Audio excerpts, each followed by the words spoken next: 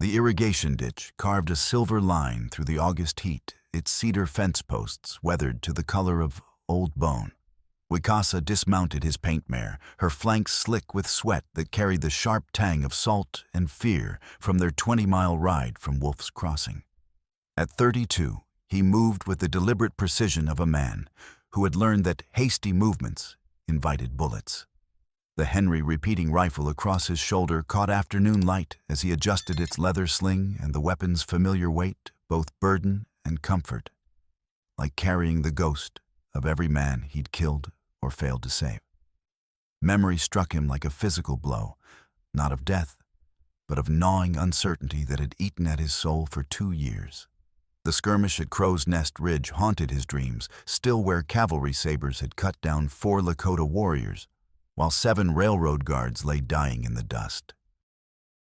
The scar that pulled at his left cheek was a memento from that battle. But it wasn't the worst wound he carried. Worse was the sleepless nights spent wondering about his younger brother's fate, and the taste of failure, bitter as copper pennies on his tongue. Chaska had fallen, yes, but Wicasa had never found his body among the scattered dead. In the chaos of retreat, with cavalry pursuing and wounded men crying for help that wouldn't come, he had been forced to abandon the battlefield before confirming his brother's death. The official reports listed Chaska as killed in action, but whispered rumors in trading posts and around campfires spoke of captured warriors pressed into forced labor in remote mining operations, their families told they were dead to prevent rescue attempts. Those whispers had brought Wicasa to Wolf's Crossing, not just seeking land, but following a desperate thread of hope that refused to break, despite 2 years of fraying. Every breath he drew felt stolen from his brother. Every sunrise without answers felt like another small betrayal of the blood they shared. The tax lion certificate in his saddlebag represented more than $50 scraped together from hide trading and railroad work. It was a strategic foothold in territory controlled by men who might know what had become of captured warriors. Every dollar represented weeks of backbreaking labor-loading freight cars and skinning buffalo. But also the possibility that somewhere in this harsh country, Chaska might still draw breath and wait for rescue. Shadow Lake Ranch, according to smooth-talking broker Kensington Pocket Paul Morrison, offered water rights and grazing land for a fraction of its worth. The previous owner had supposedly defaulted on territorial taxes, making redemption available to anyone willing to pay the back amounts. But more importantly, it sat at the heart of Iron Hand Kruger's domain, where answers might be found if a man was careful enough to stay alive while searching for them. Wicasa stepped into the shallow ditch to examine the rope gate controlling water flow to distant pastures. The construction impressed him solid workmanship that spoke of someone who understood every drop's value in this parched country, where water meant the difference between life and a slow death under the merciless sun. His boots splashed softly as he bent to test the pulley mechanism, noting how efficiently it could divert the creek's flow between different irrigation channels. The cool water felt like salvation against his dusty skin. The answering splash came from upstream, followed by a sharp intake of breath that made him reach instinctively for his rifle before recognizing the sound as surprise rather than threat. A woman pushed up from the deeper pool where the ditch widened for stock watering her calico dress, clinging to her form with mud and creek water that turned the fabric nearly transparent. Auburn hair streamed dark against her shoulders as she clutched the nearest fence post, emerald eyes wide with startlement rather than fear. She appeared perhaps 25, with the kind of practical beauty that frontier life carved from softer features. Angular cheekbones that spoke of missed meals, determined jaw that had clenched through too many sleepless nights, and skin bearing the slight bronze of someone who worked outdoors despite social conventions. The scent of her clean water and woman's sweat, mixed with something indefinably fierce, struck him like a physical blow. It had been too long since he'd been close enough to a woman to remember they could smell like courage instead of just desperation.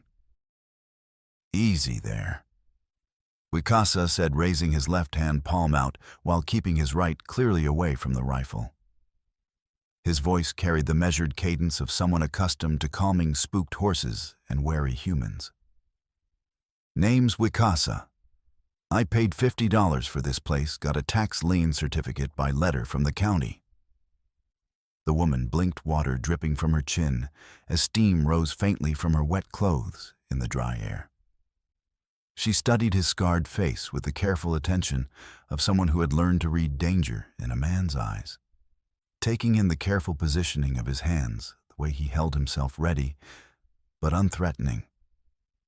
Her gaze lingered on the scar that pulled at his left cheek. She knew the mark of violence when she saw it. Then you bought yourself more than land, she replied, her voice carrying a slight rasp that might have been from cold water or suppressed anger. You bought a war. I'm Madeline Amos, and this is my home. My husband died defending it from men like Iron Hand Kruger. She paused, and something flickered across her features. Memory pain, resolve hardening like steel in a forge. I'll do the same if necessary. Her words held an undertone of steel that suggested bitter experience with broken promises and legal manipulations. The way she positioned herself, one foot slightly back for better balance, hands free despite her vulnerable state, told him she had faced down threats before and survived them through sheer stubborn will. Before Wicasa could respond to her challenge, the crack of a distant rifle split the afternoon quiet like thunder rolling down from the mountains, echoing off canyon walls with the finality of a judge's gavel. Training kicked in before conscious thought. Wicasa lunged forward, his left arm circling Madeline's waist as he pulled her behind the nearest fence post. The bullet hissed past their heads with the distinctive whine of a well-aimed shot, punching through the rail 6 inches above where she had been standing. Wood splinters cascaded into the water like deadly snow, the sharp crack of impact, followed by the bitter smell of gun smoke. Stay down, he commanded, his body shielding hers as the acrid smell of gunpowder mixed with the earthy scent of irrigation water and her damp hair. The familiar copper taste of fear touched his tongue as combat instincts honed by years of warfare took control.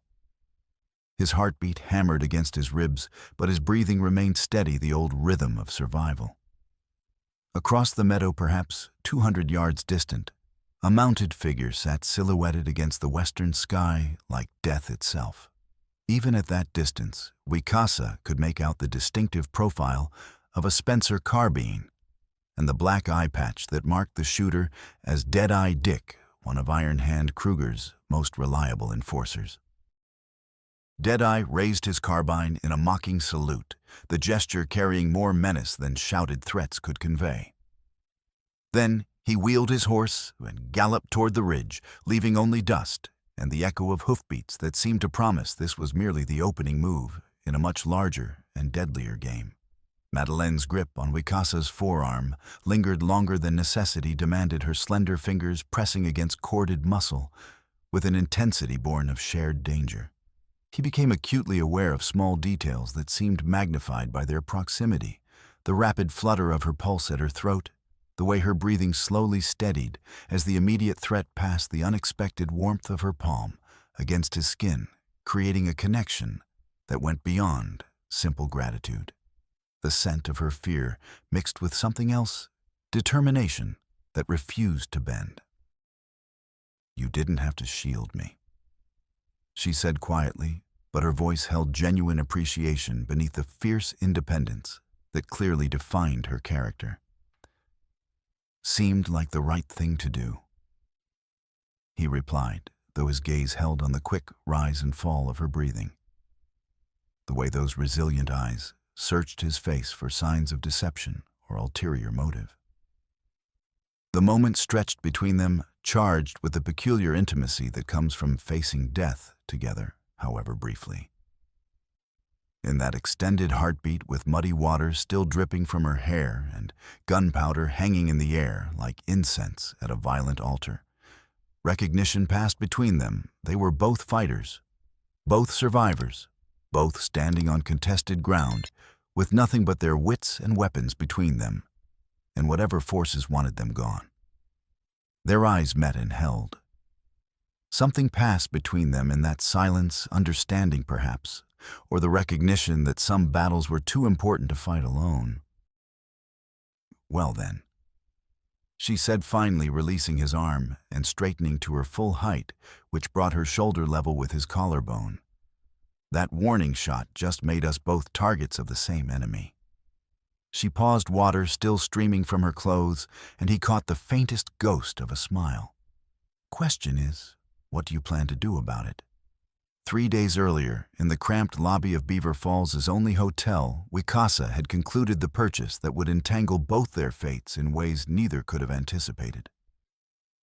The air hung thick with tobacco smoke and the desperation of men making deals they couldn't afford.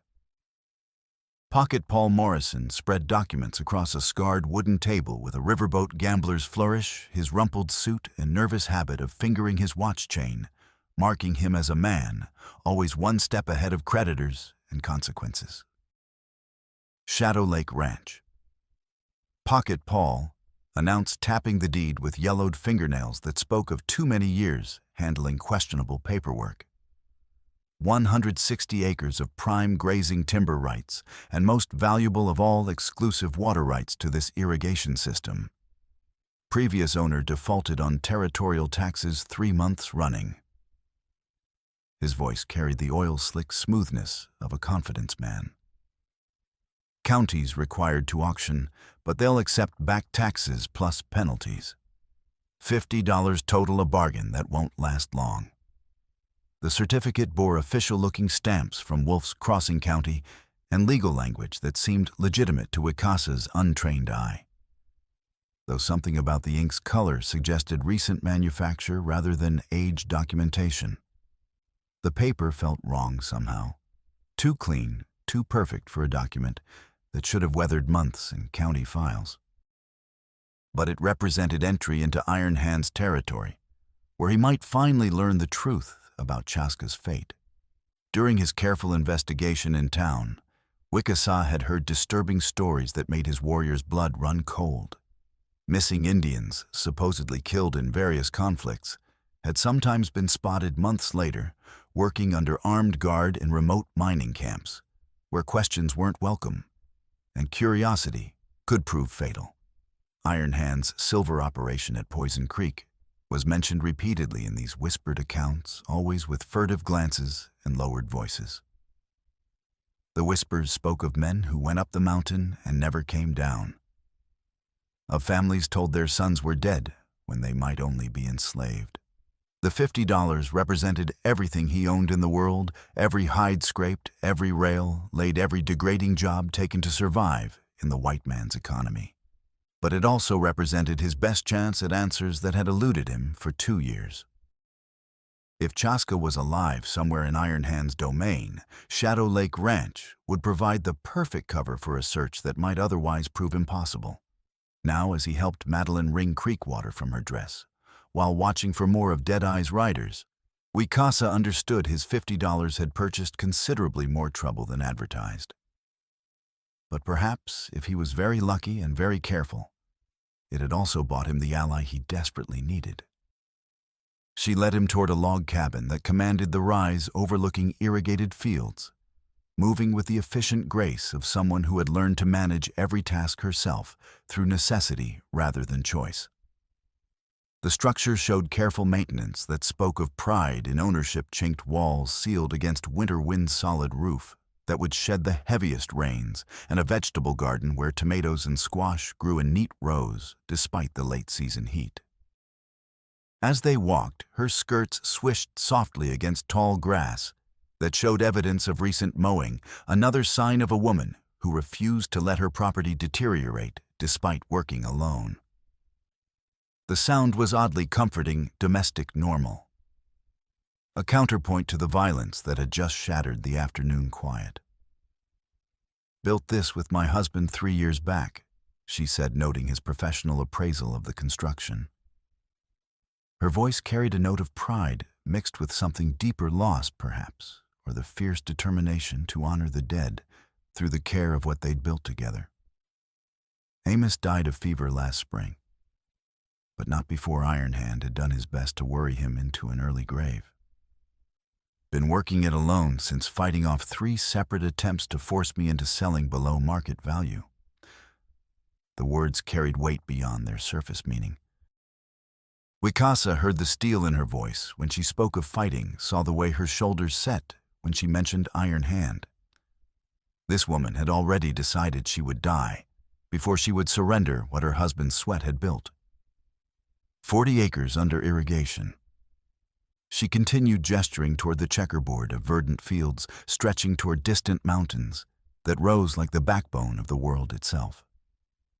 Another 120 in grazing that can support 30 head through the dry months, assuming the ditch stays clear and no one diverts the creek upstream for unauthorized purposes. She paused by the cabin door, her hand resting on the wooden latch with unconscious possessiveness. The late afternoon light caught the gold in her hair, and for a moment, Wicasa forgot about land certificates and missing brothers, and focused instead on the simple fact of her alive, determined, and beautiful in the way of things tested by fire. "That certificate you showed," she said, studying his face with those intelligent green eyes. "What exactly did it say about redemption rights?"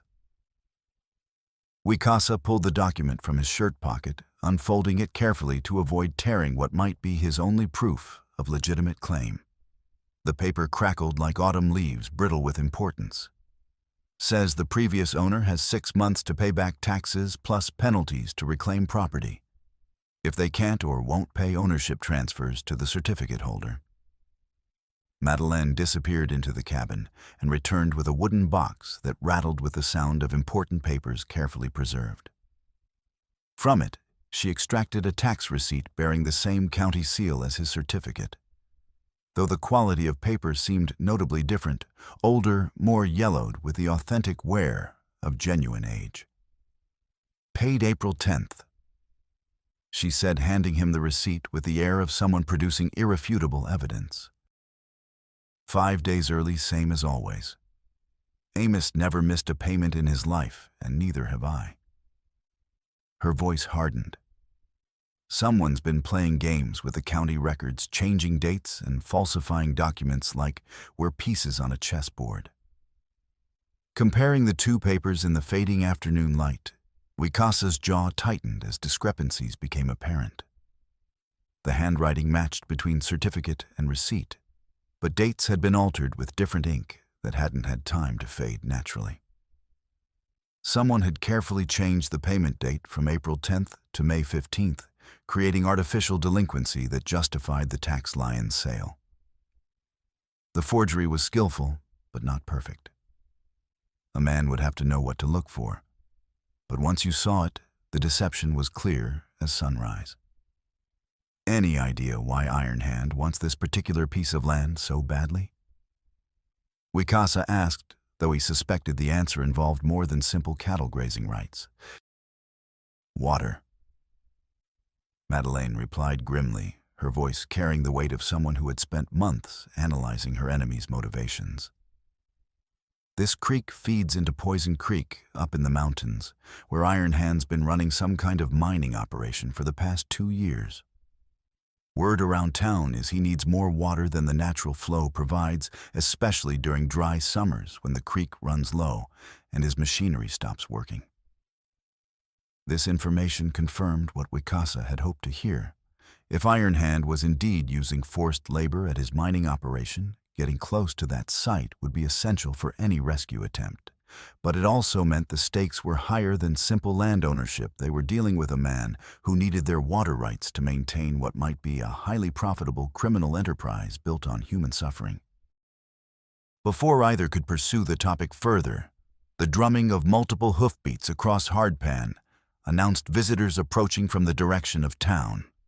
The sound carried that particular urgency that preceded either official business or imminent violence.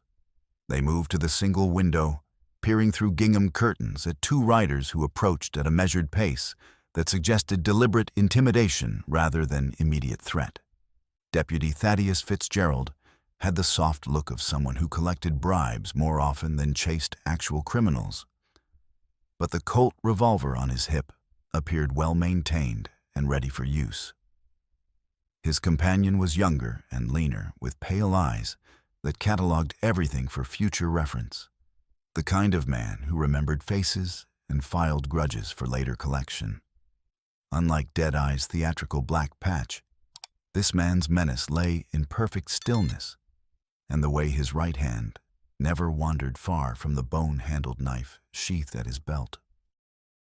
Even at rest, he radiated the controlled violence of a coiled rattlesnake. "Hatchet Harry," Madeleine murmured unconsciously, stepping closer to Wicasa as she watched the approaching figures through the curtain's narrow gap. "Iron Hand's other enforcer.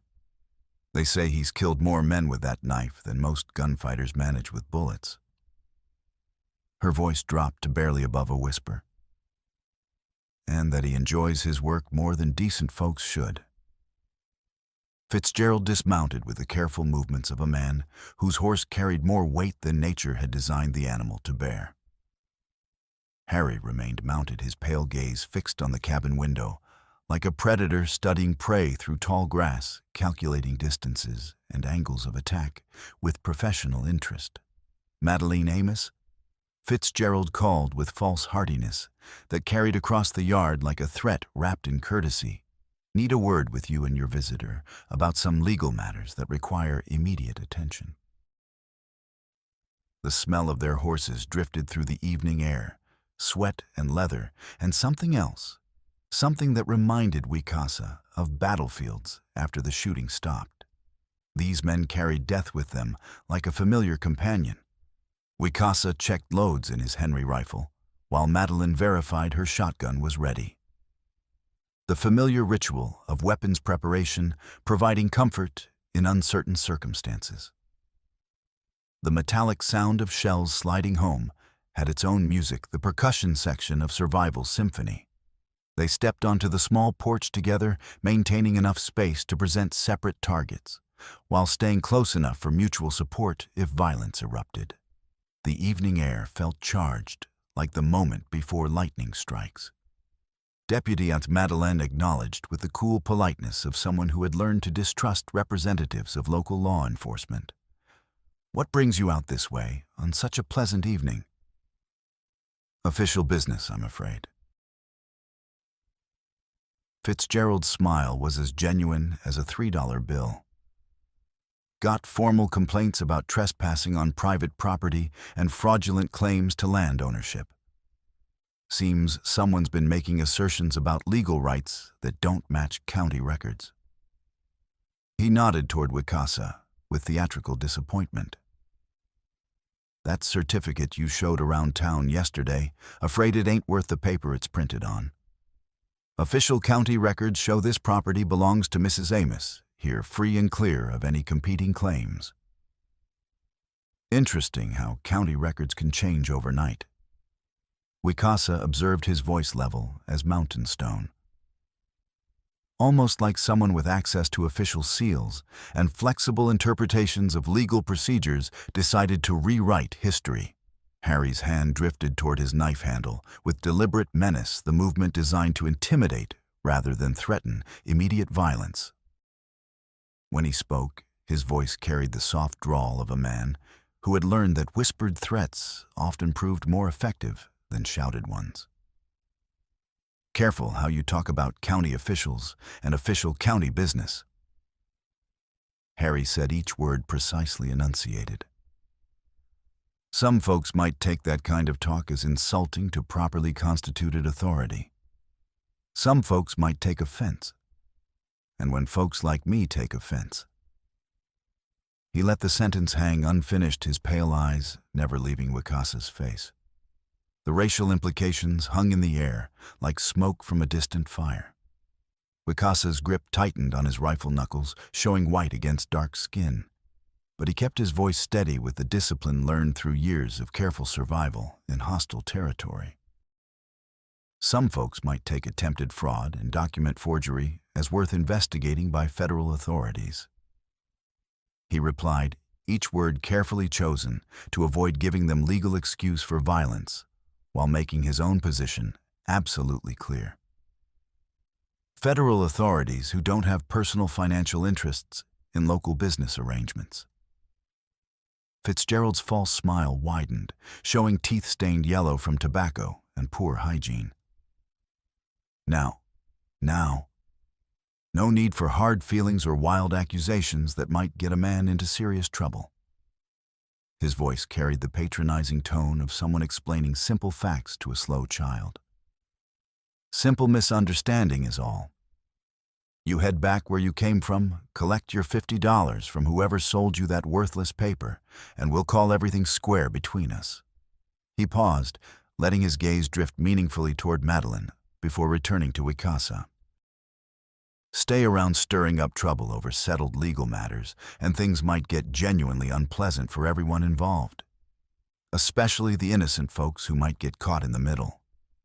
Define unpleasant, Madeline said, raising her shotgun, until both barrels pointed directly at the deputy's considerable midsection, with unmistakable intent. The threat shifted the dynamic immediately and dramatically.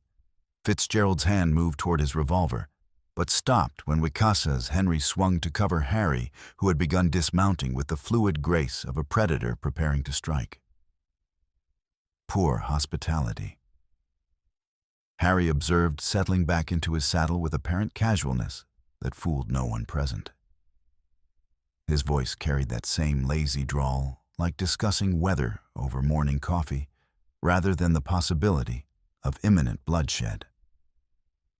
Threatening lawmen in the legitimate performance of their sworn duties to protect and serve the community. Millioner, self-defense isn't a threat.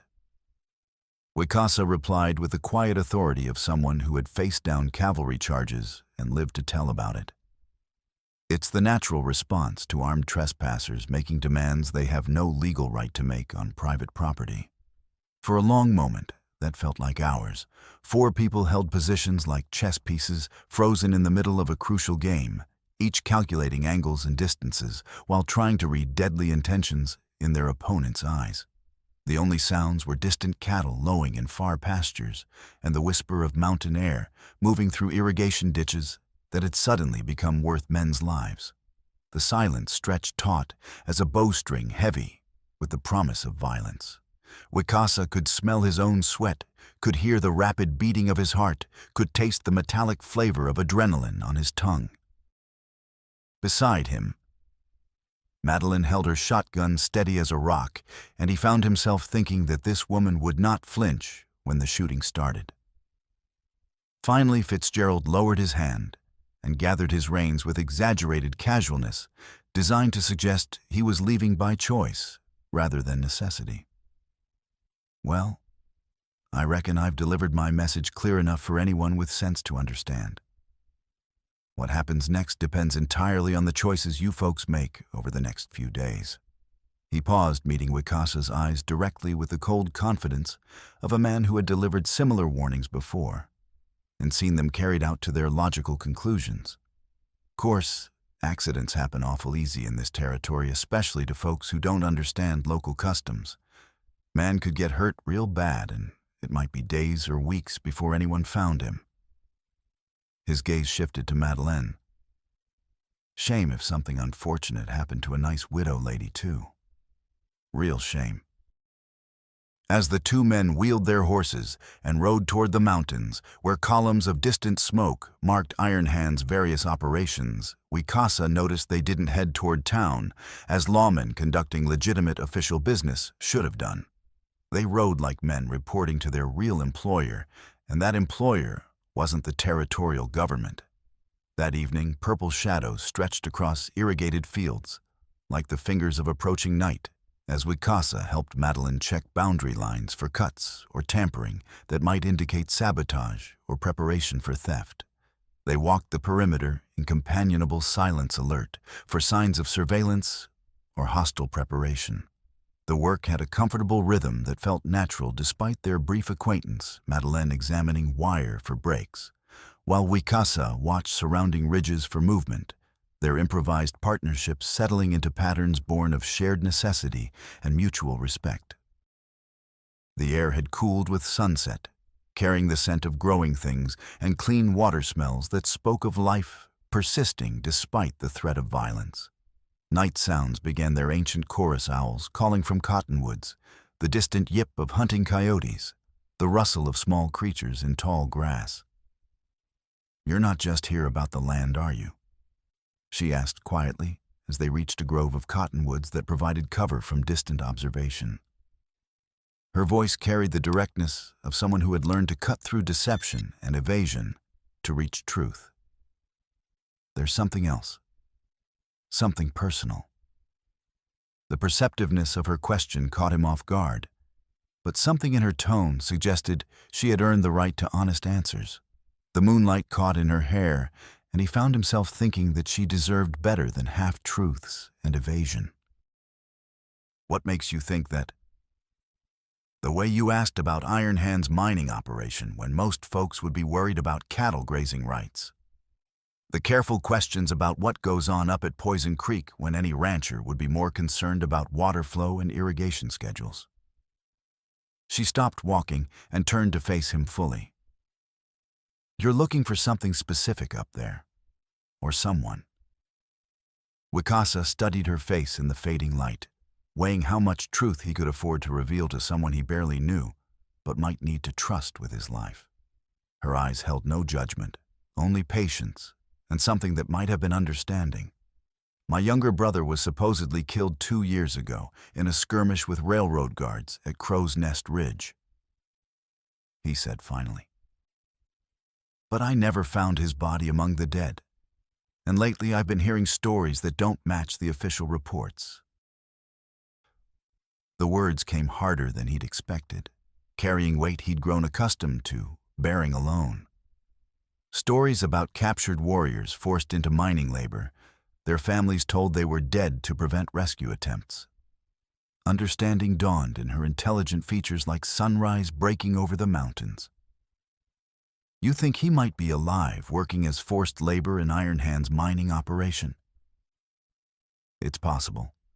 The timing fits perfectly, and Iron Hand's exactly the kind of man who'd see captured Indians as free labor rather than enemy combatants to be buried with military honors." Wicasa's voice carried the weight of 2 years' worth of hope and despair. "Every day, I don't know for certain, is another day I might be failing him."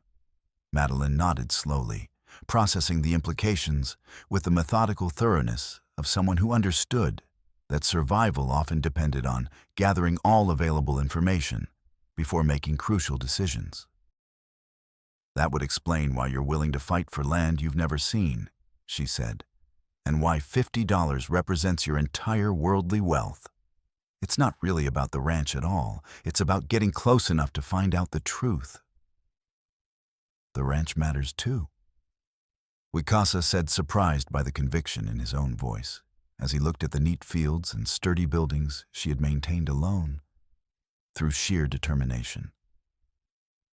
"If Chaska is alive, we'll need somewhere safe for him to recover when I get him out. And if he's not..." He paused, watching moonlight silver the irrigation water that represented life in this harsh country. "Then I'll need something worth building instead of just fighting for." She stepped closer, close enough that he could see the steel resolve in her expression despite the gathering darkness. The scent of her clean sweat and determination seemed to anchor him to this moment, this place, this possibility that he might not have to face the future alone. "Then we'd better make sure Iron Hand doesn't take it away from us," she said, and the casual use of "us" carried implications that extended far beyond simple business arrangements. Something passed between them in the moonlight, not love, not yet, but recognition. They were both people who had lost everything that mattered most, who had found themselves standing on the edge of either rebuilding or surrender. In that moment, surrender seemed less attractive than it had in months. Their eyes held, and Wicasa felt something shift inside his chest like a door opening after being locked for too long. Whatever happened next, he wouldn't be facing it alone. The next morning broke clear and scorching with crystalline air that made distant mountains appear close enough to touch while promising another day of punishing heat that would test both man and beast. Wicasa was checking his horse's shoes, running his hands along her legs to feel for heat or swelling, when the sound of multiple hoofbeats announced visitors approaching from town's direction at a pace that suggested urgency rather than casual social calling. Dr. Miriam Hartwell rode a sturdy bay mare with the confidence of someone who had been making house calls across dangerous territory for the better part of a decade. At 43, she possessed the kind of practical competence that frontier communities prized above formal credentials, though her Philadelphia medical training had been thorough enough to earn grudging respect even from men who questioned a woman's right to practice medicine in their midst. Her black medical bag never left her side during daylight hours, a constant reminder that death and injury respected no schedule. Her gray hair was pulled back in a no-nonsense bun that spoke of someone who had no time for vanity. When lives hung in the balance and her clothes bore the practical stains of someone who worked with her hands to save lives that others might write off as acceptable losses. Behind her rode Priscilla Whitmore, the territory's only a schoolteacher trained back east, whose 30-year-old frame concealed considerable steel beneath proper Eastern manners that had been tested and tempered by frontier realities. She taught children to read and write in a one-room schoolhouse that doubled as the community meeting hall. But her real value lay in her access to county records and her remarkable talent for remembering details that others preferred to forget. The third rider was Jack Sunwalker Morrison, a weathered man in his 50s whose steady demeanor and practical wisdom had made him a natural leader during the various community emergencies that periodically tested frontier settlements. His ranch bordered Shadow Lake to the east, and his reputation for honest dealings had made him prosperous by local standards. But something in his eyes that morning suggested he carried troubles heavier than the summer heat. "Heard you had some excitement yesterday," Dr. Hartwell said without preamble as she dismounted with practiced efficiency. Her voice carried the clipped precision of someone accustomed to delivering both good news and death sentences with equal professional detachment. When men start shooting at folks in broad daylight, it usually indicates a more serious infection than simple property disputes. The medical metaphor came naturally to her. She saw social problems the way she saw diseases as conditions that could spread if not treated promptly and thoroughly. Madeline emerged from the cabin carrying coffee and extra cups, the automatic hospitality that marked someone raised to frontier customs despite the recent tensions that had everyone on edge. The coffee's aroma cut through the morning air like a promise of civilization amid the surrounding wilderness. "Nothing we couldn't handle," Madeline replied. "Though I suspect it's just the opening move in a much larger and deadlier game. Iron Hand's not the type to make idle threats or accept defeat gracefully. Dead-Eye Dick's been bragging around town about warning off claim jumpers and teaching lessons about respecting established authority." Priscilla said accepting offered coffee while scanning the horizon for signs of trouble. Her teacher's instincts made her observe everything catalog details and analyze patterns others might miss. Says Iron Hand's mighty displeased about folks stirring up trouble over water rights that have been settled for years. As Aristotle wrote, the basis of a democratic state is liberty. But some men prefer to define liberty as their right to take what others have built. Jack studied Wicasa with the careful attention of someone evaluating a potential ally's capabilities and commitment. His weathered hands shook almost imperceptibly as he accepted his coffee cup, and sweat beaded on his forehead, despite the morning coolness. "You seem to know your way around weapons and tactical situations," Jack said. "Military experience." "Some Wikasa replied carefully, not wanting to reveal too much about his background, while recognizing the need to establish credibility with these people who might become crucial allies. Enough to know when trouble's coming and when it's better to face it head-on rather than wait for it to find you at a time and place of its choosing. Good attitude, Jack said, but his voice carried an odd strain, as if the words came from a throat tight with suppressed emotion. Iron Hand's not the type to let challenges to his authority go unanswered for long. He'll escalate the pressure systematically until you're dead gone or completely under his control. No middle ground with a man like that. Dr. Hartwell set down her coffee cup, with unusual force, the sound sharp in the morning air. When she spoke, her voice carried the tired authority of someone who had seen too much senseless violence and the wreckage it left behind. There's something you should know about Iron Hand's operations, she said. Something that might be relevant to your situation. Last month, I treated a man who'd been beaten nearly to death after trying to escape from what he called the mine camp up in the high country. The injuries were systematic, methodical, like someone had taken their time to ensure maximum pain without quick death. She paused, her professional composure slipping slightly. In my medical opinion, the pattern of trauma was consistent with prolonged torture, designed to break the spirit rather than simply punish the body. What we're dealing with isn't just greed. It's a kind of systematic cruelty that spreads like gangrene, if not excised completely. Wikasa's pulse quickened, but he kept his expression carefully neutral. Did he say anything specific about this camp, about who was being held there? Man was delirious with fever and infection, but he kept talking about Indians being held against their will, forced to work the silver deposits under armed guard. Dr. Hartwell's voice grew grim. Said anyone who tried to leave got dragged back and made an example for the others to see what happened to troublemakers. He mentioned seeing men who looked like warriors despite their condition. The confirmation hit Wikasa like a physical blow, but also filled him with the first real hope he had felt in 2 years. Somewhere up in those mountains, Chaska might still be drawing breath, might still be waiting for rescue. Did he mention how many people were being held there? Maybe a dozen, according to his rambling.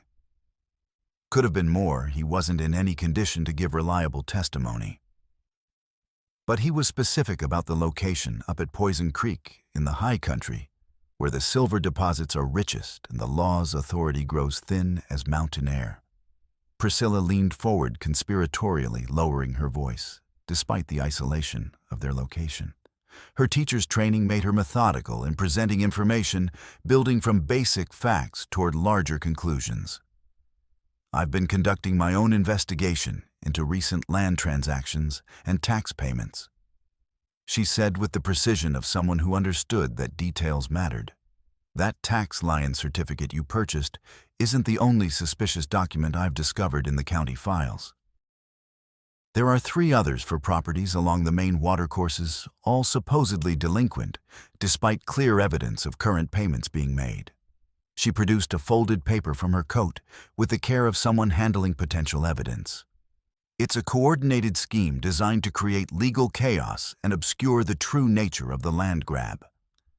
Create artificial delinquencies through systematic document forgery, sell certificates to unsuspecting outsiders, then use the resulting confusion to seize the properties through foreclosure proceedings or outright intimidation. As Machiavelli observed, it is better to be feared than loved. Iron Hand has clearly taken that philosophy to heart. The scope of Iron Hand's operation was becoming clear, revealing a level of systematic corruption that extended far beyond simple cattle ranching or even individual greed. This was organized crime on a territorial scale, with tentacles reaching into county government and federal land offices.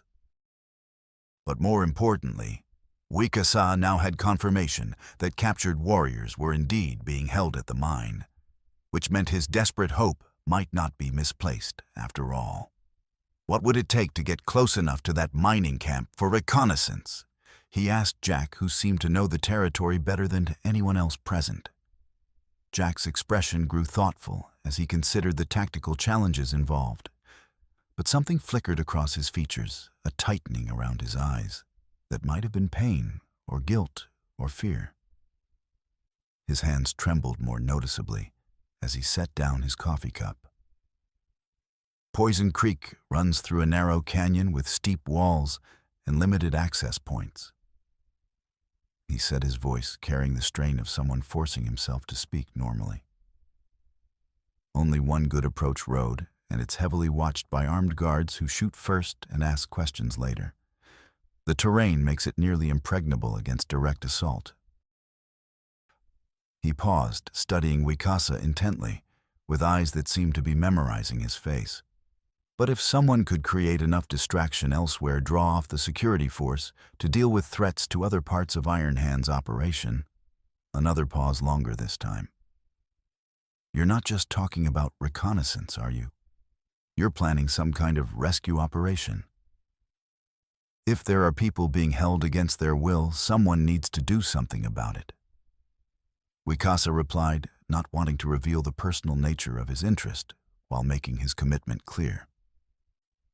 Count me in, Madeline said firmly, her voice carrying the steel that had helped her survive alone on the frontier.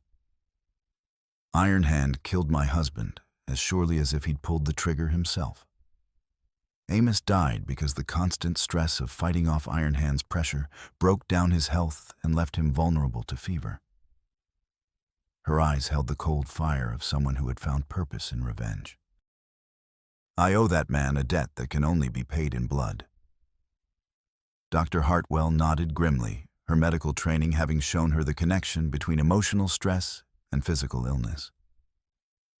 That injured miner I treated died 3 days after talking to me, she said with the matter-of-fact tone of someone reporting symptoms. Very convenient accident, they called it, when his body was found at the bottom of a mine shaft. In my professional opinion, the fall didn't kill him. The injuries were wrong for that kind of trauma. Someone made sure he wouldn't be talking to any more doctors.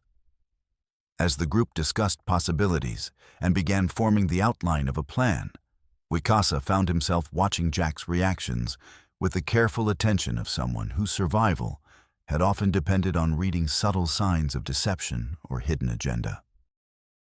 The man seemed genuinely committed to opposing Iron Hand's criminal activities. His hatred appeared authentic, and his knowledge of the territory was clearly extensive. But there was something in his manner, a slight hesitation, when discussing specific tactics, a way of steering conversation away from certain operational details. Moments when his gaze wouldn't quite meet anyone else's, that triggered the warrior's instincts that had kept Wicasa alive through numerous battles and dangerous situations. We'll need to scout the area first, get a clear picture of what we're dealing with. Jack suggested, his tone reasonable and practical. I know the country up there pretty well from hunting expeditions over the years. Could guide a small group close enough to assess the situation without being detected by the guards. When would be the best time? Wicasa asked, though part of his mind was cataloging inconsistencies in Jack's behavior, the way his voice grew steadier when discussing specific plans, as if he were following a script he had rehearsed.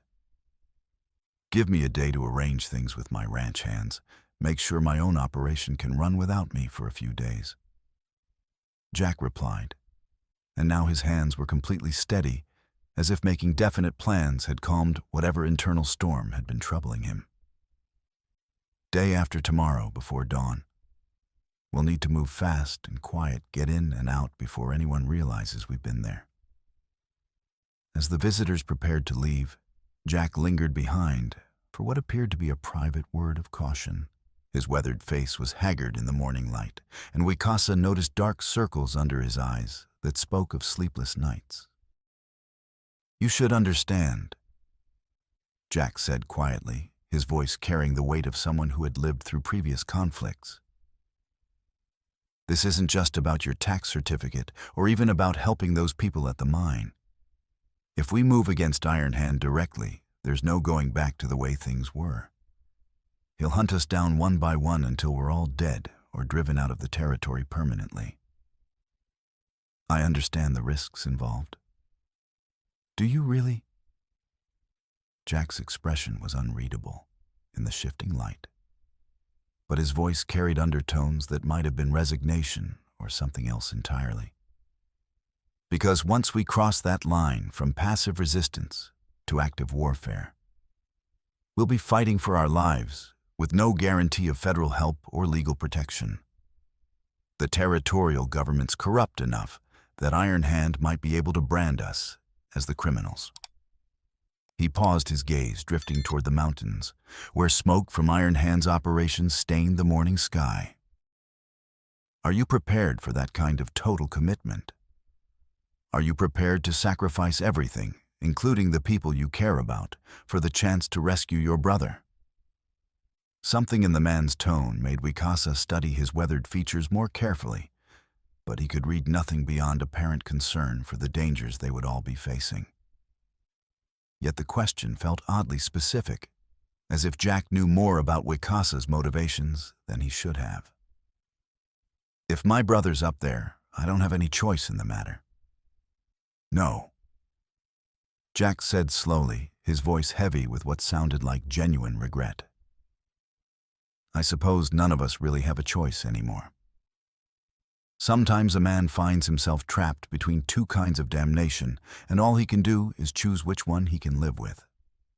After the visitors departed, Jack rode slowly back toward his own ranch. But instead of heading directly home, he turned his horse toward the small barn where he kept his personal tack and equipment. The building smelled of leather and hay, and the kind of honest work that seemed to belong to a different world from the one he now inhabited. In the dim light filtering through dusty windows, Jack dismounted and stood for a long moment beside his horse, his shoulders shaking with suppressed emotion. From his saddlebag, he withdrew a small wooden horse no bigger than his palm, a child's toy carved with loving care and worn smooth by small hands. Tommy's horse. His son had been whittling it from a piece of pine when Iron Hand's men had come calling 3 months ago, talking about gambling debts and family obligations and the various accidents that could befall young men who found themselves in the wrong place at the wrong time. Jack's hands trembled as he held the toy, remembering his boy's face the last time he'd seen him frightened, but trying to be brave, promising his father he'd be careful and work hard and come home soon. That had been 3 months ago, and the boy was still up there in Iron Hand's camp, still supposedly working off a debt that somehow never seemed to get any smaller, no matter how much labor he provided. A tear tracked down Jack's weathered cheek as he thought about what he was being forced to do. Wikasa seemed like a decent man, and Madeleine certainly deserved better than the fate Iron Hand had planned for her. But Tommy was his son, his only child, all he had left of his late wife's memory. Iron Hand had made the choice: simple betray the people trying to organize resistance, or watch his son die slowly in the depths of a silver mine. There was no real choice at all. Jack carefully returned the wooden horse to his saddlebag and began preparing his gear for the reconnaissance mission that would take Wikasa directly into Iron Hand's trap. His hands were steady now, resignation having replaced anguish. He would do what he had to do to save his son, and he would live with the consequences for whatever remained of his life.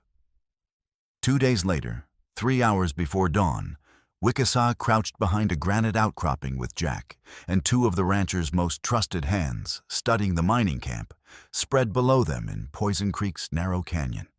The operation was considerably larger than anyone had expected: a full stamp mill for processing ore into marketable silver multiple bunkhouses that could house dozens of workers and armed guards patrolling a perimeter that seemed designed more for keeping people in than keeping intruders out. The setup immediately reminded Wikasa of military prison camps he had observed during various conflicts, with watchtowers commanding fields of fire and systematic patrol routes that left no area unobserved for more than a few minutes at a time. The sound of machinery echoed off canyon walls, the rhythmic pounding of the stamp mill processing ore. The creak of pulleys hauling materials, the distant shouts of overseers managing forced labor. "There," Jack whispered, pointing toward a group of men working near the creek under close supervision. His voice carried an odd note relief mixed with something that might have been guilt. "Those are the ones you're looking for."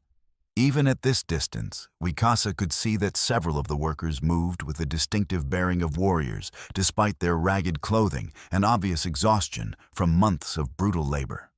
One figure in particular, tall and lean with long dark hair that caught the early morning light, made his heart race with desperate hope that threatened to overwhelm his tactical discipline. Chaska. Alive. Thinner than he had been 2 years ago, scarred by months of brutal treatment, but unmistakably his younger brother. The way he held himself, for the careful economy of movement that conserved strength, that these were things that couldn't be faked or forgotten. Wicasa's breath caught in his throat, and for a moment the world narrowed to that single figure working in chains below. 2 years of uncertainty, 2 years of guilt and desperate hope condensed into this one moment of terrible certainty. "How many guards total?" he asked, forcing himself to focus on practical realities rather than emotional possibilities. "8 that I can see from this position, probably at least 4 more inside the main buildings." Jack replied, his voice carrying professional assessment. "All armed with rifles, and they move like men who know how to use them effectively. Iron Hand doesn't hire amateurs for this kind of work." Wicasa studied the canyon walls, systematically noting possible approach routes and escape paths, while trying to estimate the tactical challenges involved. The mining camp was defensible, but not impregnable, especially if attacked from multiple directions simultaneously to divide the defenders' attention and firepower.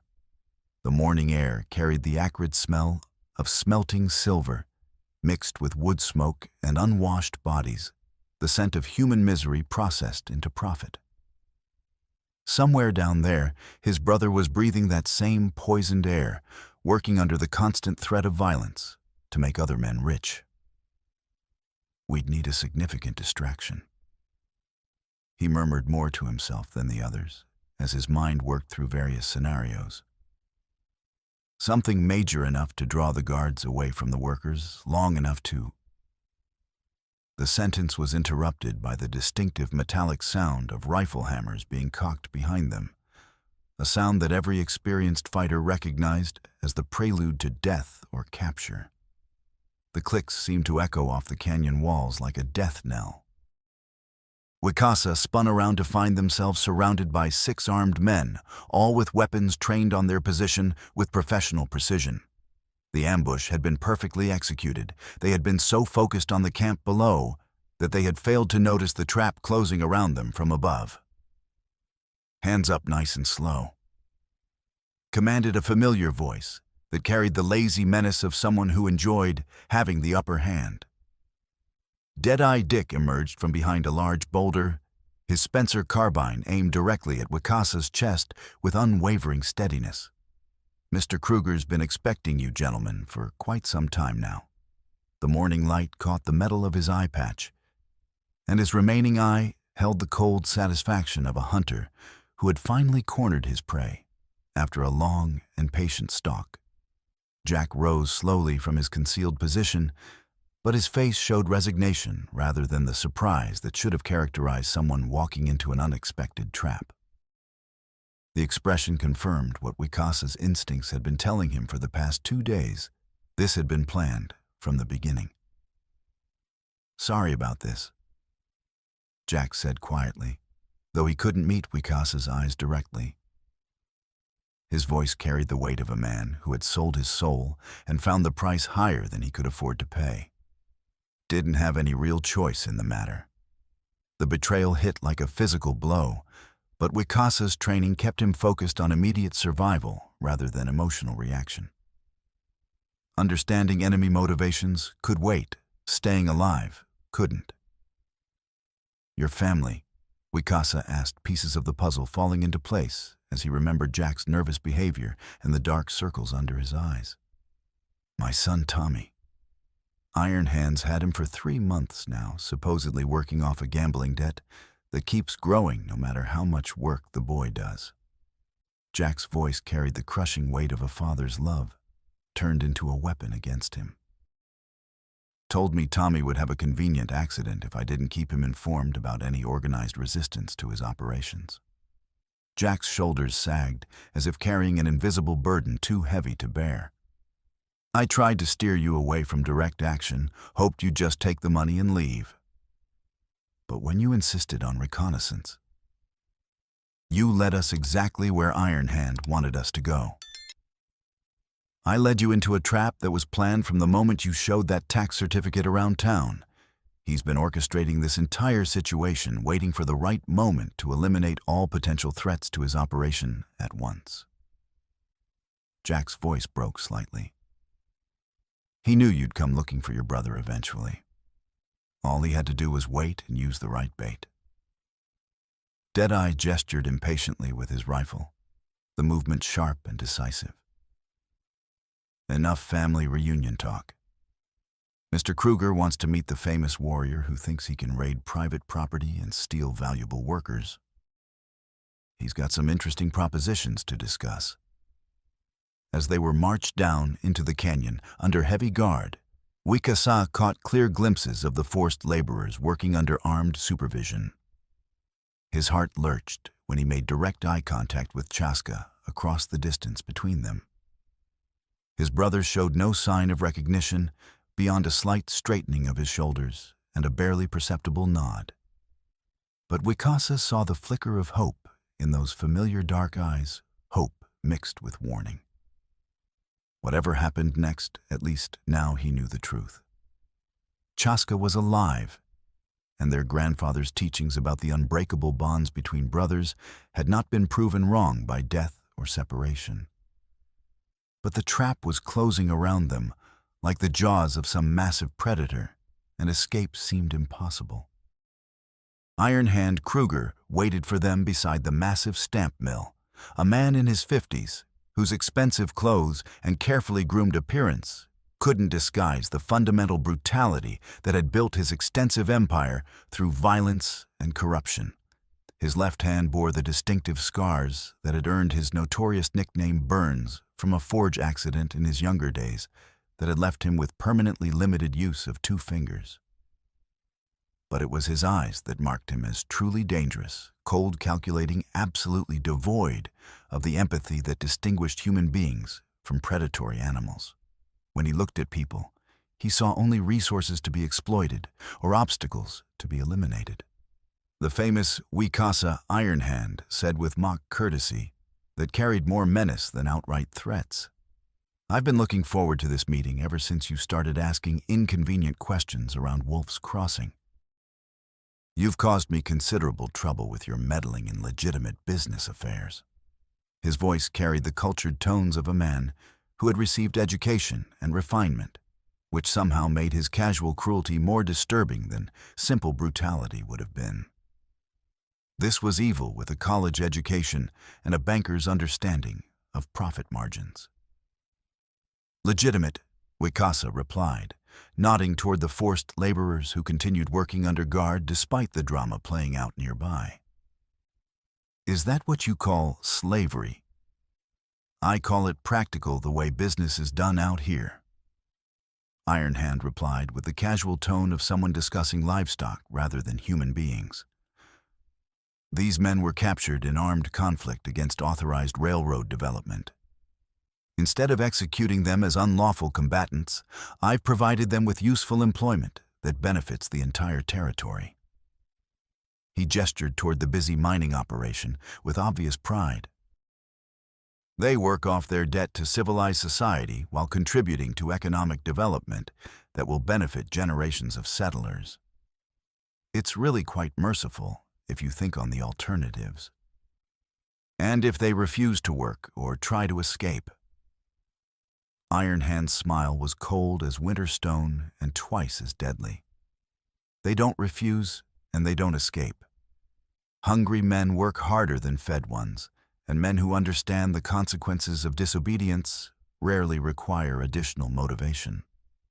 His gaze shifted to where Chaska was working, and his smile widened. Your brother learned that lesson quite thoroughly during his first few weeks here. He was remarkably stubborn, initially kept talking about honor and family bonds and other primitive concepts. But eventually, practical reality overcame romantic notions. The casual mention of Chaska as property rather than a human being sent rage burning through Wikasa's veins like molten metal, but he forced himself to remain outwardly calm. Anger would get them all killed without accomplishing anything useful, and dead men couldn't rescue anyone. What exactly do you want from me? Your cooperation in solving a persistent problem that's been troubling me lately.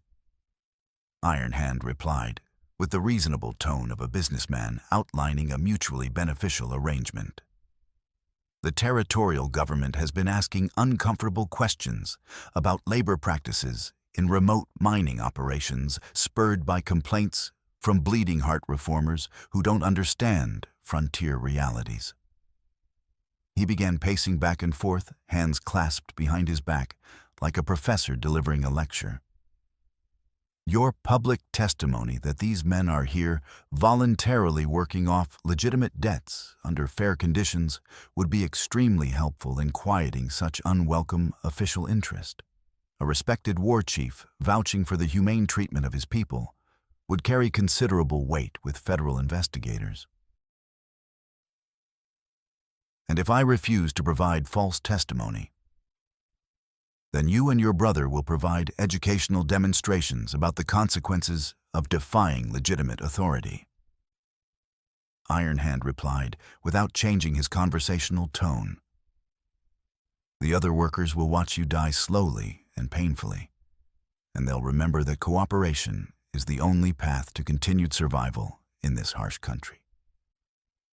He paused in his pacing to study Wikasa's face with clinical interest.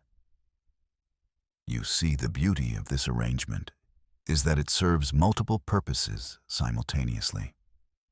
Your testimony legitimizes my operation, your deaths provide object lessons in obedience, and either outcome eliminates the threat you represent to my business interests. Truly elegant, settling matters. Wikasa studied the canyon walls, systematically counting guards and calculating distances, while trying to appear resigned to capture, rather than planning desperate action. The odds were impossible under normal circumstances. Too many armed men, too much open ground, no cover for the workers who would need protection during any escape attempt. But as he considered their apparently hopeless situation, the distant sound of gunfire began echoing from the direction of the main road that connected the mining camp to Iron Hand's other operations.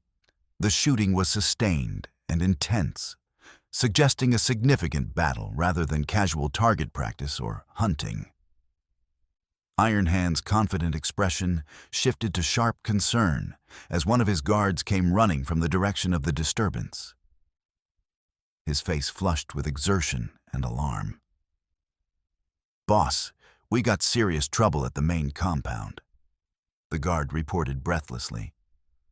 "Armed riders attacking enforced buildings on fire, and our boys are pinned down hard. Looks like they're trying to draw every available man away from here. Professional job, they know what they're doing." Iron Hand cursed with a fluency that would have impressed cavalry sergeants and dock workers alike. "How many attackers?" "Hard to say for certain in all the confusion, but enough to keep a dozen good men busy. They got the barracks burning and cut the telegraph lines so we can't call for help from town. Someone planned this real careful-like." Wikasa's heart leaped with sudden hope as he realized what was happening. Somehow Madeline and the others had organized a rescue attempt, creating exactly the kind of major distraction that might give them a fighting chance against impossible odds. The woman had more courage than sense. but he had never been more grateful for someone's reckless bravery. "Take half the men and deal with it immediately." Iron Hand commanded, his voice sharp with the authority of someone accustomed to instant obedience. "Kill every last one of the attackers and make sure the fires don't spread to the main house. And find out how they knew to attack today, specifically." As 4 guards departed at a full run, their boots raising dust clouds as they rushed toward the sound of battle, the tactical situation had suddenly improved from impossible to merely desperate. But Wakasa knew this might be their only opportunity, and timing would be absolutely critical to success. The attack began when Jack Morrison, apparently deciding that redemption was worth any personal risk, suddenly threw himself at the nearest guard while shouting, "Now!" at the top of his lungs. His voice echoed off the canyon walls like a battle cry. Wakasa didn't hesitate. Training and instinct took over as he dove sideways, tackling Deadeye as the enforcer's rifle discharged harmlessly into the morning air. They rolled across rocky ground that tore at clothes and skin, fighting desperately for control of the weapon, while gunfire erupted chaotically around them. The metallic taste of adrenaline flooded his mouth as they grappled Deadeye's remaining eye, wild with fury and desperation. The man was stronger than his lean build suggested, but Wakasa had learned fighting techniques in a school where graduation meant staying alive. From the corner of his vision, he saw the forced laborers scattering for cover, but several were moving toward their guards rather than away, suggesting organized resistance rather than simple panic. Someone had been preparing for this moment, spreading word and coordinating action despite the constant surveillance. Chaska appeared beside the struggling pair with a rock the size of a man's head, bringing it down on Deadeye's skull with the decisive force of someone who had been waiting months for exactly this opportunity. The one-eyed enforcer crumpled without a sound, his rifle clattering across the stone. "Took you long enough to find me, brother," Chaska said with a grin that hadn't changed despite months of captivity and brutal treatment. His voice was hoarse from overuse and poor treatment, but it carried the same warmth Wakasa remembered from childhood. "Had to buy some land first to get close enough," Wakasa replied, passing his brother Deadeye's rifle while checking the loads in his own weapon. "Can you still use one of these things?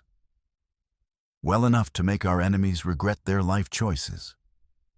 Chaska replied, working the rifle's action with professional competence despite his weakened condition. His hands shook slightly from malnutrition and overwork, but his eyes held the cold fire of someone who had spent months planning his revenge. "What's the plan for getting out of here alive?" "Kill anyone who tries to stop us, rescue everyone we can, and burn this place to the ground on our way out." "Excellent plan. I especially like the part about burning everything down. This place has been too profitable for too long."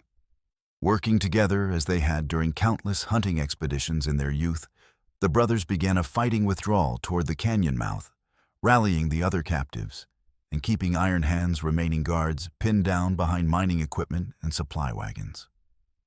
The stamp mill's massive machinery provided substantial cover, but it also limited their escape routes and created deadly crossfire situations.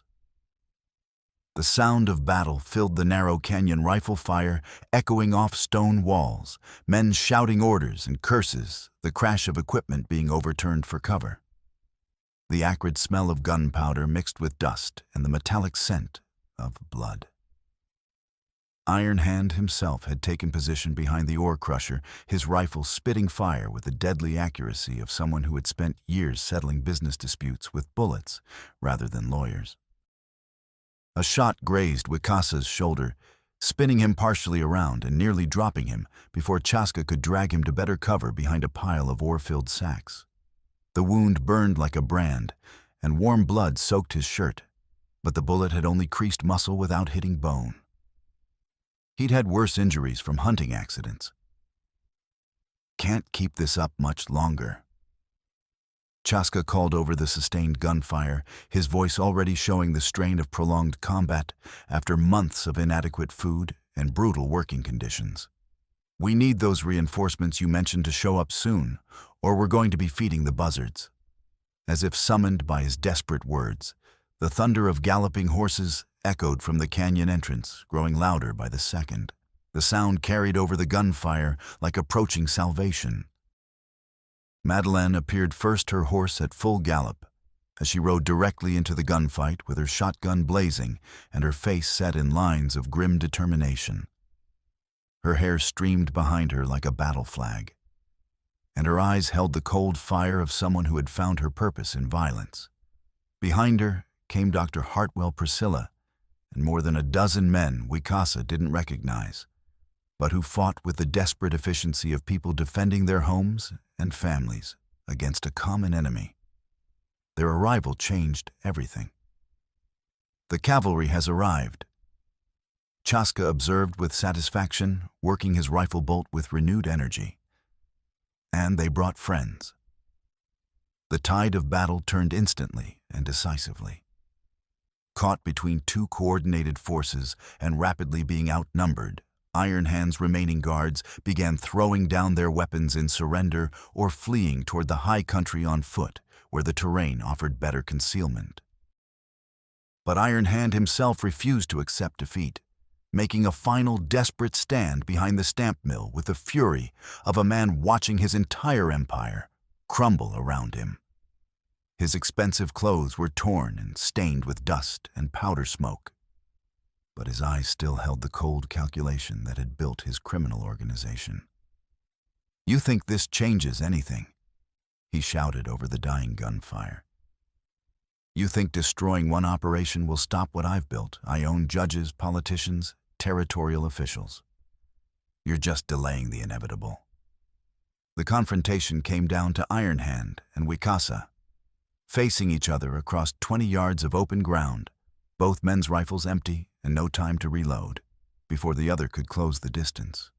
Without hesitation, both drew knives and began circling each other with the deadly patience of predators who understood that only one would walk away alive. "This ends here and now." Wicasa called out, his voice carrying clearly across the sudden silence that had fallen over the canyon as other combatants stopped to watch the duel. "Yes, it does." Iron Hand agreed, producing his own blade, a wicked thing with a curved edge designed for maximum damage to human flesh. "I built this empire with my own hands and vision, and I'll defend it the same way. Your brother's labor helped make me rich, fitting that your death should help preserve what he built." They circled each other warily, each looking for an opening while trying to avoid giving their opponent the same advantage. Iron Hand attacked first his damaged left hand, proving surprisingly quick despite the old scars that limited its flexibility. The blade sliced across Wicasa's ribs, drawing blood and a sharp intake of breath. But the wound wasn't deep enough to be immediately disabling, and Wicasa had learned knife fighting from masters who measured skill in survival rather than style or flashy technique. His counter-strike opened Iron Hand's forearm to the bone, sending the rancher's blood spattering across dusty ground in bright droplets. Iron Hand stumbled backward, his left hand now completely useless and dripping steadily. The pain and blood loss were affecting his coordination, making his movements increasingly desperate and uncontrolled. Wicasa pressed his advantage, relentlessly driving the man against the stamp mill's stone foundation with a series of cuts that systematically destroyed his ability to defend himself effectively. Each strike was precise, calculated, designed to weaken rather than kill quickly. "This is for every man you enslaved," Wicasa said quietly as his blade found Iron Hand's heart with surgical precision. "This is for my brother's suffering. This is for all the families you destroyed." Iron Hand's eyes widened with surprise, and something that might have been respect before the light faded from them completely. His body crumpled to the rocky ground, ending his reign of corruption and violence, with the same ruthless efficiency he had used against others throughout his criminal career. As Iron Hand's blood soaked into the canyon floor, the last sporadic gunshots echoed and died in the narrow space between stone walls. The battle was over, but the work of rescue and recovery was just beginning. The liberated workers needed immediate medical attention. Most were severely malnourished and bore evidence of systematic physical abuse that would require weeks or months to heal completely. Dr. Hartwell worked tirelessly to treat injuries and assess medical conditions, her professional training allowing her to compartmentalize the horror of what she was seeing. Malnutrition, infected wounds, signs of systematic beatings. She reported to Priscilla, who was documenting everything for the federal authorities who would need complete records for prosecution of Iron Hand's surviving associates. Some of these men may never fully recover from what they've endured. The psychological trauma alone will take years to heal. Priscilla's methodical teacher's mind was already organizing the evidence, creating categories and timelines that would help U.S. Marshals and their attorneys understand the full scope of the criminal enterprise. As Cicero wrote, "The authority of those who teach is often an obstacle to those who want to learn," she murmured while making notes. Iron Hand taught these men that resistance was futile. We need to teach them that freedom is possible.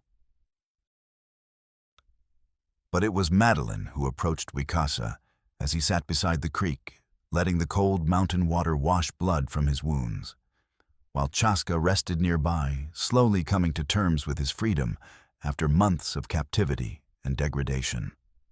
"So," she said, settling beside him with the easy familiarity of someone who had earned the right to shared silence through mutual danger and proved courage, "was it worth $50 and everything we went through to get here?"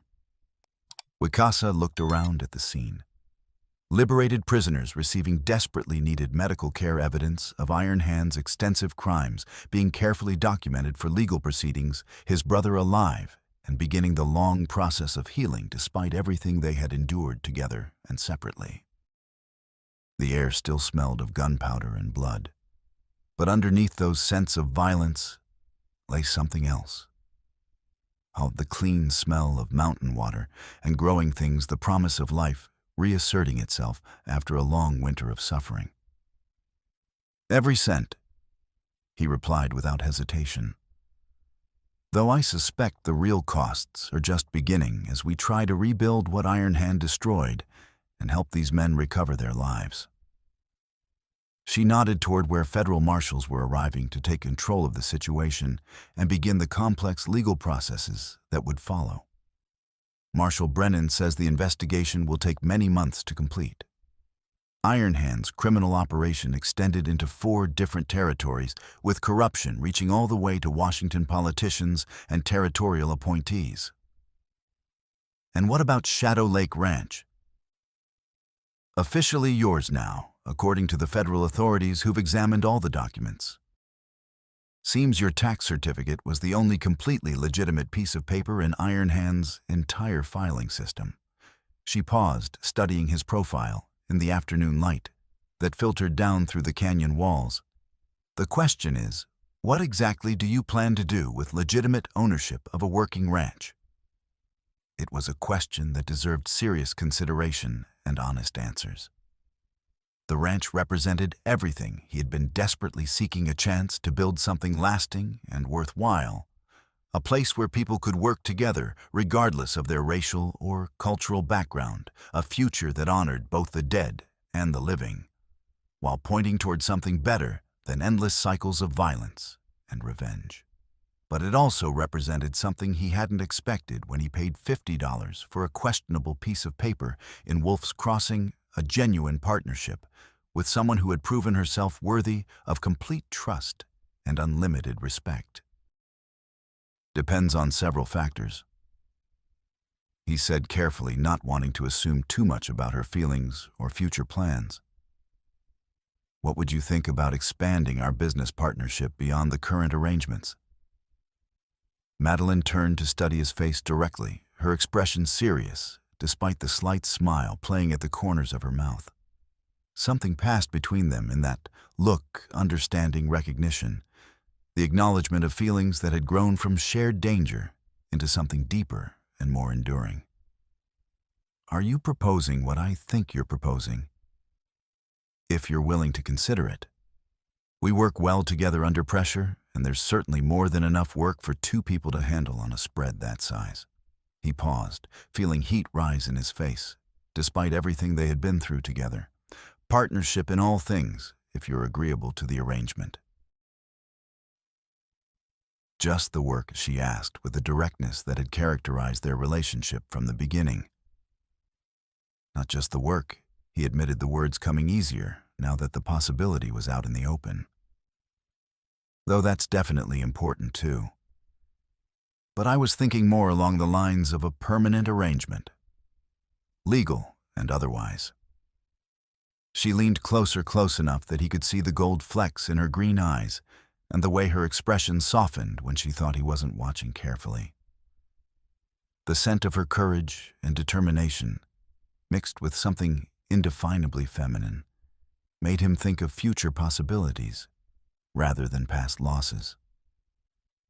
Partners, she said simply, and kissed him with the firm decision of someone who had weighed all the relevant factors and reached a conclusion that satisfied both practical and emotional considerations. The kiss lasted longer than it should have given their surroundings and circumstances, but neither seemed inclined to break away quickly. When they finally separated, both were breathing a little harder than combat alone could account for. Chaska was watching them with obvious amusement from his resting place nearby. "About time," he said with the satisfied tone of someone whose predictions had finally been proven correct. "I was beginning to wonder if you'd forgotten everything our grandfather taught us about recognizing good fortune when it appeared." "What exactly did he teach you about that?" Madeline asked with genuine curiosity about family traditions she might soon be expected to understand and honor. That the best partnerships are built on shared danger, mutual respect, and the clear understanding that some things are worth fighting for together rather than alone. Chaska replied, his voice growing stronger as he spoke. "He also said that a man who finds a woman willing to ride into gunfights beside him should marry her quickly before she comes to her senses." He gestured toward the ranch that spread below them in the distance, now legally theirs, and free from the corruption that had threatened to destroy everything worthwhile about it. Looks like the old man was right about that, as he was about most things. 6 months later, Shadow Lake Ranch had become exactly what they had envisioned during their most optimistic planning sessions, a genuinely successful working operation that also served as a community center for the growing network of small farmers and ranchers throughout the territory who had survived Iron Hand's systematic attempts to drive them out of business or off their land entirely. The main house had been carefully expanded to accommodate Dr. Hartwell's growing medical practice, Priscilla's increasingly important educational programs, and the territorial government offices that coordinated legitimate land claims and water rights disputes, according to federal law, rather than local corruption and personal influence. But it was the wedding ceremony held in the rebuilt and expanded barn that truly marked the transformation from survival partnership to something deeper and more permanent than either had initially imagined possible. The entire community attended the celebration, along with federal officials who had come to depend on the ranch as a symbol of what honest cooperation could accomplish when people worked together toward common goals, rather than individual profit at others' expense. Jack Morrison served as Wikasa's best man, his own family safely reunited after Iron Hand's death had freed them from the leverage that had forced his betrayal of people he genuinely respected and cared about. His son Tommy stood beside him, thin from his ordeal but alive, and healing, a living reminder that sometimes redemption was possible even after terrible choices. "I failed you when it mattered most," Jack had said to Wikasa during their reconciliation. "But if you'll have me, I'd like to spend the rest of my life trying to make up for that failure."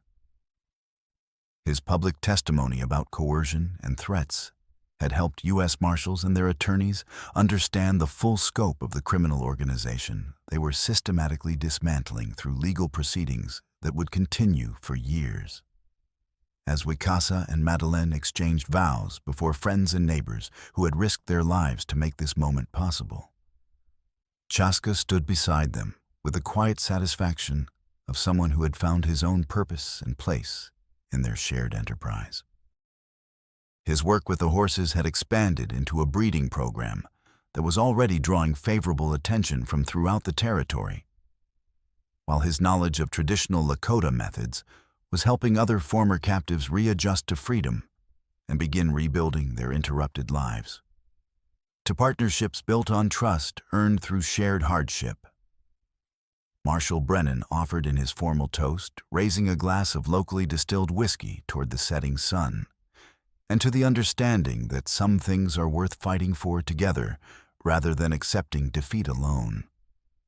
The words echoed across the valley as the sun disappeared behind familiar peaks, marking not just the end of one chapter, but the confident beginning of another one that would be written by people who had learned that survival was only the first step toward building something truly worth preserving for future generations. Later that evening, as the last guests finally departed and the household settled into its new rhythm of shared responsibilities and mutual support, Wicasa and Madeleine found themselves on the porch where their partnership had first taken shape, around shared danger and the mutual recognition of kindred spirits. The night air carried the scent of growing things and clean water of horses in their corrals and cattle in distant pastures. It was the smell of life, continuing of hope, taking root in soil that had been watered with blood and tears. "So," Madeleine said, leaning comfortably against her husband's shoulder as they watched the first stars appear in the darkening sky, "what do you think our children will make of all this when they're old enough to understand what we went through to build it?"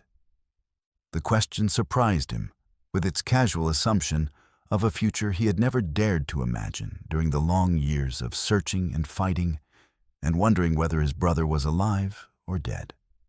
The possibility of children of passing on something better than what they had inherited felt like the final piece of a puzzle he hadn't realized he was solving.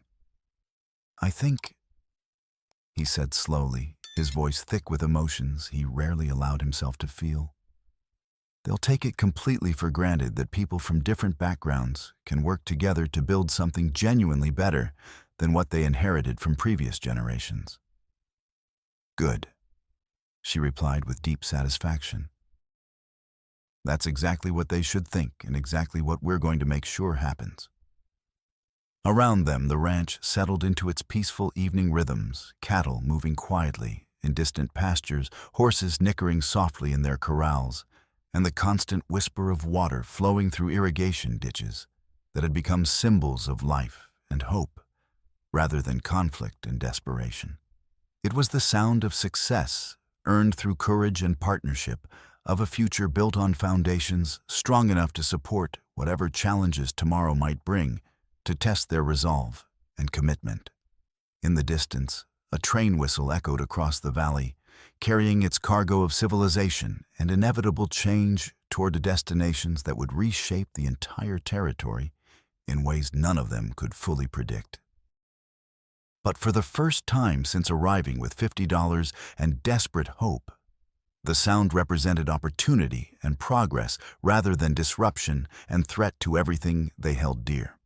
The territory was changing and growing, evolving into something that none of them could have imagined when their partnership began with an unexpected splash in an irrigation ditch and a shared moment of danger that had changed the course of all their lives. And in the cabin behind them, Chaska worked contentedly late into the night on architectural plans for expanded facilities that would serve the growing community. They were all committed to building and protecting his own complete healing, measured by his enthusiastic investment in their shared tomorrow. The $50 gamble had paid off beyond anyone's wildest calculations, delivering not just land and water rights, but the kind of future that made every risk they had taken genuinely worthwhile. Outside, the coyotes began their ancient chorus, and the stars wheeled overhead in patterns that had guided travelers and dreamers since the beginning of time. The wilderness was still there, still wild and dangerous and beautiful. But it no longer seemed like an enemy to be conquered.